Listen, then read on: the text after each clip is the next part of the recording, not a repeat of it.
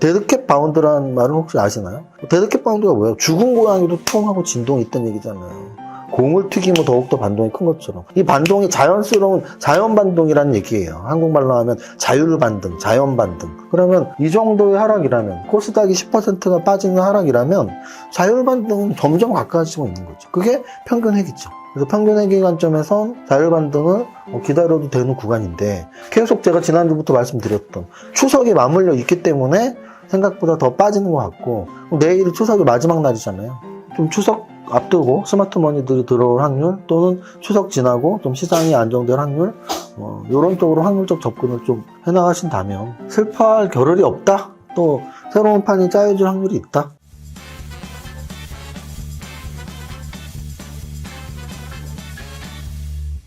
대표님!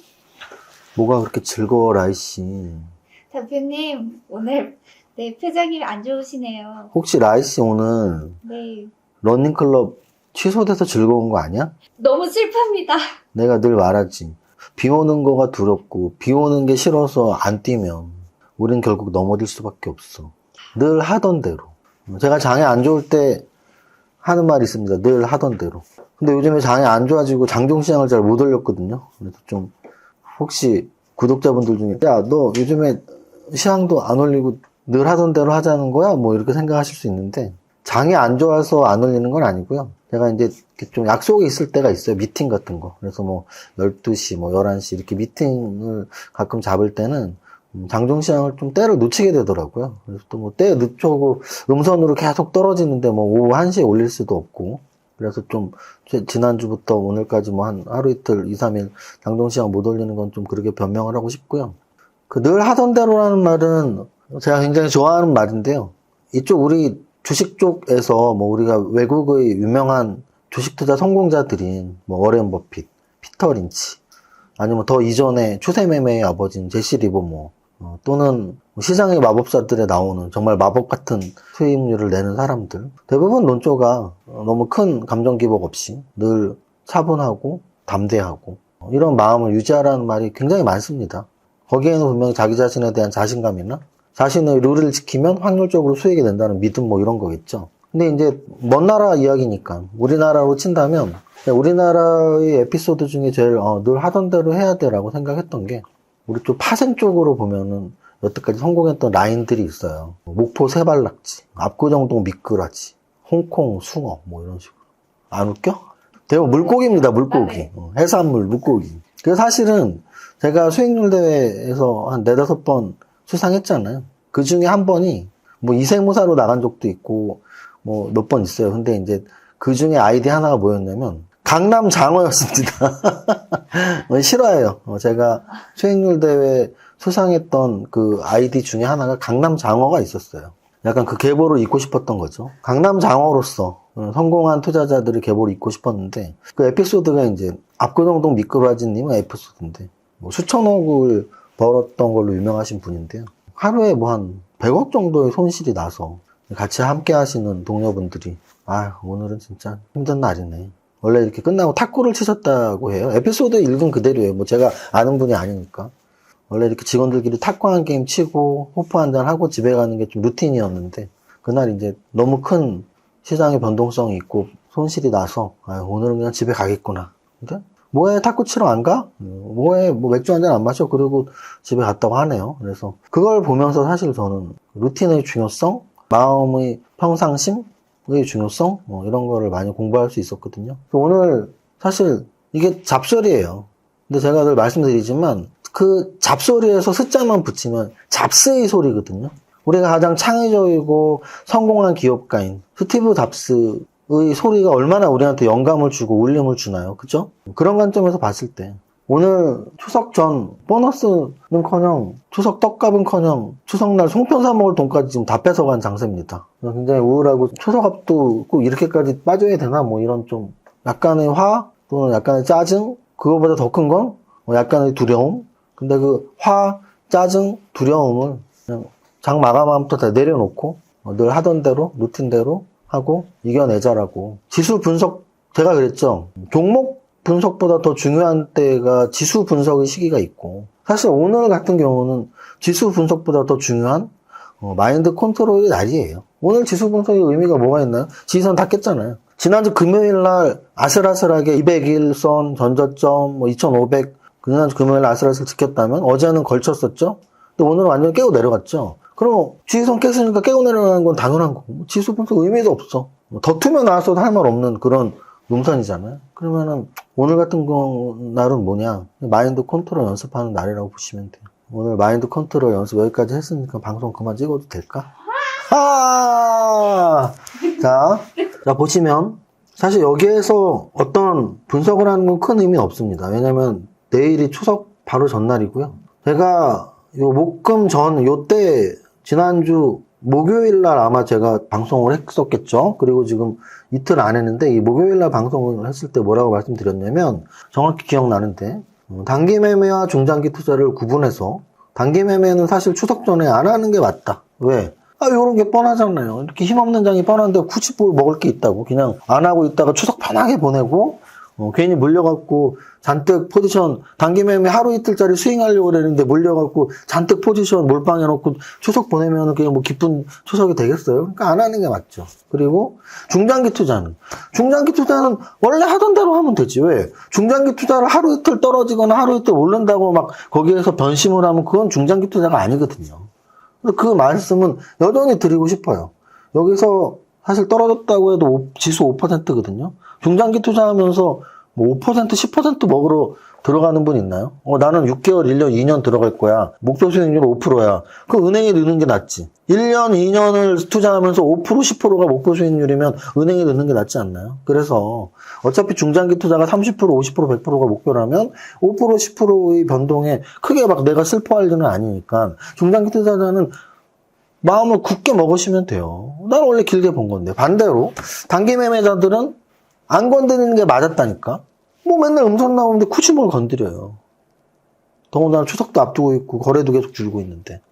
근데 만약에 그런 거를 요번에 몰랐다면 다음번엔 그렇게 하면 되잖아요. 다음번에 뭔가 불안한 일이 있고 뭔가 고민될 때는 안 하면 되는 거죠. 단기 매매라는 게 뭐냐면 단기 매매의 장점은 내가 찬스일 때만 들어갈 수 있다는 장점이 있어요. 중장기 투자자는 온몸으로 맞아야 돼. 중장기 투자자는 이렇게 떨어지는 날도 팍팍 맞고 그러면서 세력이 좀 강해지고 또 올라가는 날도 날아갈 것 같지만 탁탁 내 몸무게 무게중심을 낮춰서 올라갈 때는 좀 겸손하고 떨어지면 좀 담대해지고 그러면서 중장기 투자를 하는 거니까 뭐 그런 교훈을 얻었으면 되고 단기 매매자들은 나 찝찝하면 안 할래.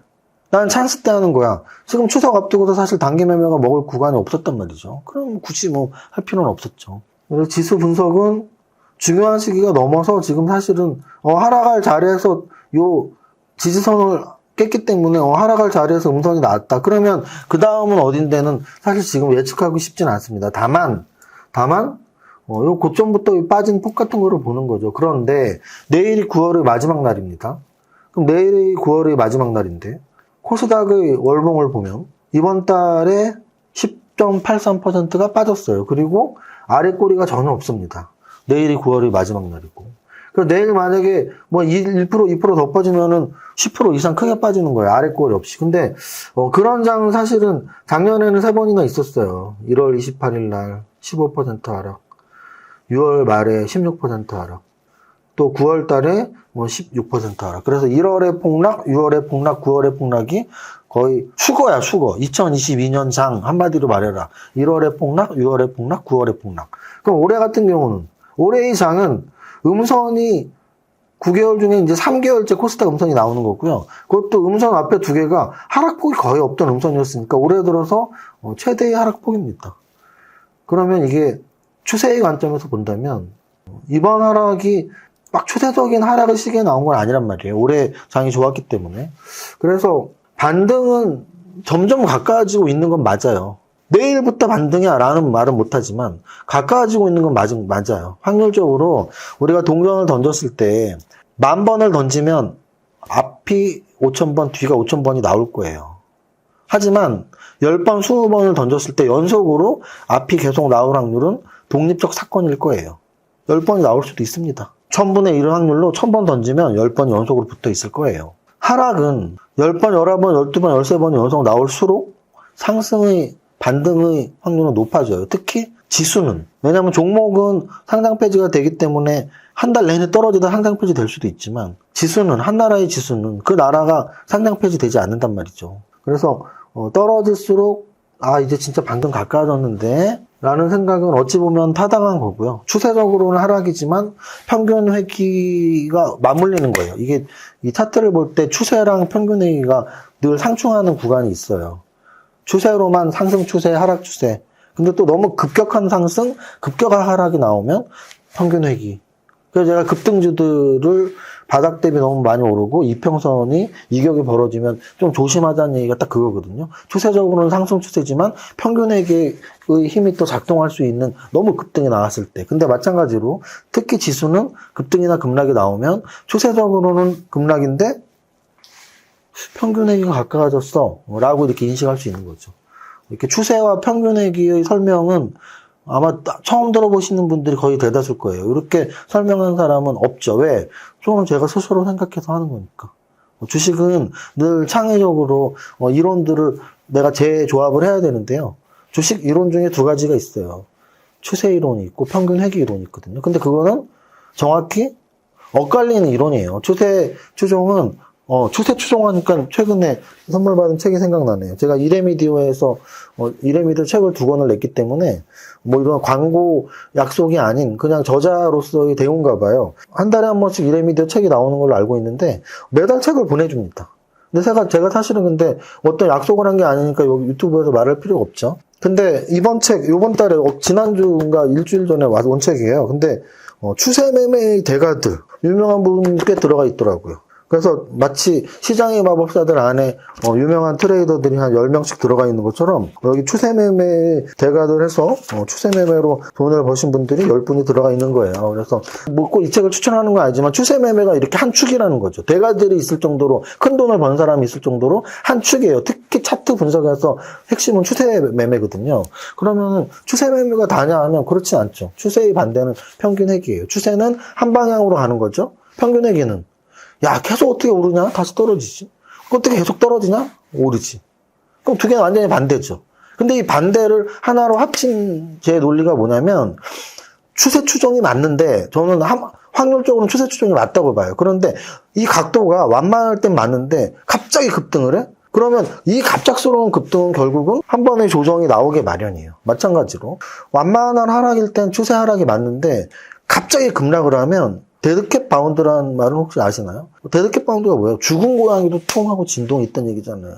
공을 튀기면 더욱더 반동이 큰 것처럼. 이 반동이 자연스러운 자연반동이라는 얘기예요. 한국말로 하면 자율반등, 자연반등. 그러면 이 정도의 하락이라면, 코스닥이 10%가 빠지는 하락이라면 자율반등은 점점 가까워지고 있는 거죠. 그게 평균 회귀죠. 그래서 평균 회귀 관점에선 자율반등을 기다려도 되는 구간인데 계속 제가 지난주부터 말씀드렸던 추석이 맞물려 있기 때문에 생각보다 더 빠지는 것 같고 내일이 추석의 마지막 날이잖아요. 좀 추석 앞두고 스마트머니들이 들어올 확률 또는 추석 지나고 좀 시장이 안정될 확률 이런 쪽으로 확률적 접근을 좀 해나가신다면 슬퍼할 겨를이 없다. 또 새로운 판이 짜여질 확률이 있다. 뭐 이 정도로 정리를 하겠습니다. 다음 오늘은 심리적인 지수에 대한 설명이 훨씬 많을 필요가 있는 날이죠. 왜냐하면 제가 시가총액 상위, 거래대금 상위, 상승률 탑 30을 보는 이유가 뭐라 그랬죠? 그날의 강세 업종, 그날의 강세 테마를 잡아내기 위한 거거든요. 잡을 수가 없어요. 아니 이렇게 다 떨어졌는데 뭘 잡기는. 강세 테마가 어딨어? 삼성 SDI 하나 올랐다고 뭐 2차 전지 테마가 올랐다고 할 거야. 아니면은 삼성 그룹주가 올랐다고 할 거야. 그렇지 않아요? 그래서 그냥 다 떨어진 날은 사실 시가총액 상위 종목 봐도 의미도 없다. 탑 30 안에, 탑 50 안에 2개 올랐어. 전체 종목 중에는 한 15개 정도 올랐네요. 그죠? 20개 정도. 20개 정도 중에 하나 잡는다면 뭘 잡아요? 그냥 음식료주 올랐네. 농심, CJ 제일제당, 삼양식품, 오리온. 음식료주 올랐네. 근데 큰 의미는 없잖아요. 음식료주 올랐네. 그럼 따라 사자? 그것도 아니잖아요. 그래서 시총 상위 종목에서는 그 정도. 거래대금 상위에서는 안 봐도 비디오로 삼성전자보다 거래가 많이 된 종목은 없을 확률이 높죠. 왜? 약세장은 강한 테마주나 강한 주도주가 없기 때문이에요. 그러니까 거래가 많이 나오는 종목이 없을 테니까 삼성전자보다 거래 많은 종목이 없겠죠. 그럼 그 다음은 알테오젠 빠지면서 갔네. 차트 약간 안 좋아졌네. 왜? 하락장에서 급등주가 얻어맞는 뭐 그런 패턴이 나온 거죠. 포스코홀딩스고 에코프로고 보통 요 거래대금 탑10 안에는 대부분 막 플러스 5%, 플러스 10%가 많이 있었죠. 오늘은 없잖아요. 없어. 딱 요 셀바스 헬스케어 하나 빼고 없어요. 다 마이너스야. 그러면 잡아낼 거 있어요? 거래대금에서? 없잖아. 등락 현황은요? 등락 현황은 탑 30 상승률이 오늘 5%예요. 5%. 5%는 제가 6%, 7%만 돼도 야, 이거 개별 종목 상승률이 진짜 조금이네요 라고 말하잖아요. 근데 오늘은 5%야. 5% 안에 전체 2,000 종목 중에 5% 오르면 30등을 한다고. 거의 수학시험을 봤는데 너무 문제가 어려워서 30점 맞은 애가 전교 1등 한 거랑 똑같은 거야. 그잖아요. 그래서 5%만 해도 30등 안에 드는 개별 종목도 안 좋은 장인데 여기서 무슨 테마를 잡을 수가 있겠어요. 그렇죠? 자세히 보면은 오늘 같은 경우는 AI 관련주들이 좀 있었어요. 왜 아침부터 아마존 AI 투자 얘기가 나오면서 제가 지금 몰라서 설명 안 하는 게 아니라고. 보통 제가 간단히 하면 이 세무사가 뭐 모르나 본데 하는데 팔 필요가 없기 때문에 안 하는 거죠. 여기 보면은 뭐 있어. 요즘에 정치 관련주들 좀 올랐죠. 오늘 AI 관련주 올랐죠. 근데 그게 사실은 큰 의미는 없다는 거죠. 여기 뭐 코난 테크놀로지, 모니터랩, 솔트웨어 이런 것들이 다 AI 관련주잖아요. 제가 좋아하는 AI 관련주이지만 AI 관련주 오늘 많이 올랐네요라고 말할 필요도 없어. 그건 잘난 척일 뿐이고 오늘은 어떤 업종을 잡아내기 위한 분석은 뭐 거의 힘든 날이다. 그렇다고 지수 분석도 저 지지선을 마지막 지지선을 깼기 때문에 이 정도 하락이 나오는 거고 이제 뭐 데드캣 바운드 정도라도 자율 반등이라도 좀 나오면 좋은 시점이다 정도. 오늘 같은 날은 뭘 배울 수 있냐? 강한 마인드 컨트롤 하던 대로 우리 오래 할 거고 확률적으로 이기는 게임을 배우고 있으니까 요 며칠 떨어졌다고 며칠 손해났다고 너무 크게 슬퍼할 필요는 없다. 내일은 추석 다음 날이고 추석 연휴 6일 지나고 확률적으로는 안정을 찾을 확률이 더 높다고 본다. 여기까지 설명하겠습니다. 저는 뭐 이제 고향이 서울이라서 고향 가는 길은 없습니다. 근데 이제 내일 뭐 추석을 앞두고 고향 가는 길인 분들 궁금한 거 많으실 테니까 유튜브 보시면서 가시라고.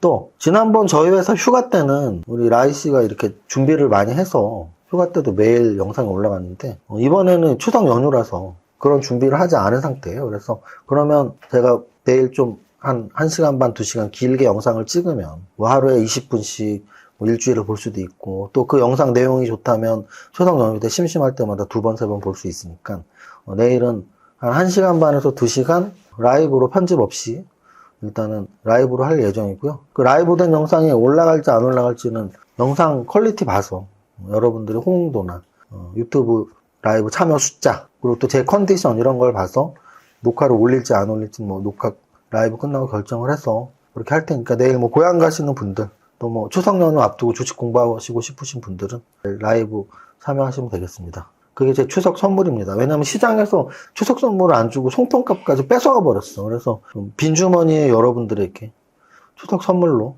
이런 시장 저런 시장 다 겪어본 저로서 시장 이겨내는 법에 대해서 해보겠습니다. 여기까지 할게요. 첫 번째 줄 시작. 나는 10년 안에 100억 부자 될 거야. 화이팅! To survive the stock market, we need to learn our ways. I see you. 더워. 이렇게까지 해야 돼? 세금 신고 부탁드려요. 알겠습니다.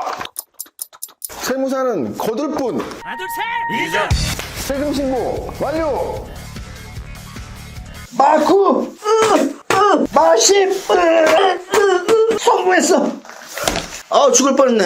나 보험가입 돼 있지? 보험가입은 밸런스 에셋에서 Don't think! Just do! 지금 가입하라고! 유튜브 멤버십 가입했어? 아니요.